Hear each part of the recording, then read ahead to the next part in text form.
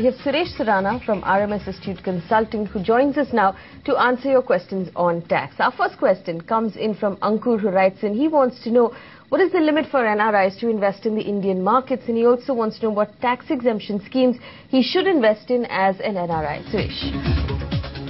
Mr. Ankur, the NRIs can invest in the Indian stock market under the portfolio investment scheme. The investment in an individual share cannot exceed 5% of the share capital of that company, and there is a limit on the aggregate investment by all NRIs put together of 10%. Some companies have increased it to 24%.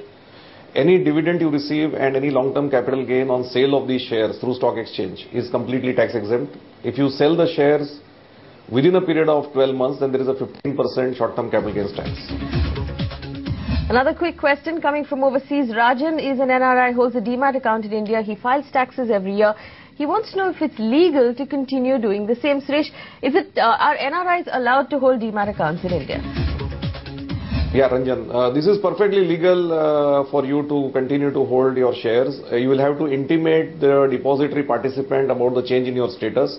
Normally, as an administrative measure, they would close the old account and open a new account, but that's just an administrative act, and you can perfectly continue to hold those investments.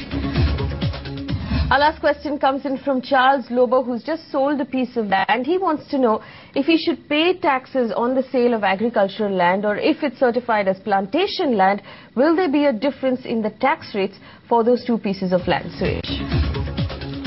Yeah, any capital gains tax arising on sale of agricultural land is basically exempt from tax.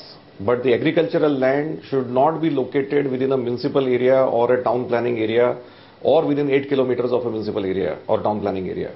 Now, if it is within this area of the municipality or within 8 kilometers of the town planning area, or then in which case it is treated as a capital asset.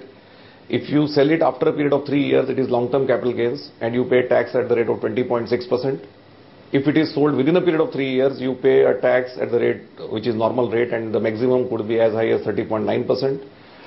If you are holding the agricultural land for more than 2 years, and if you reinvest in another agricultural land, in that case you can claim exemption under Section 54B of the Income Tax Act. All right, Suresh, thanks for answering our questions.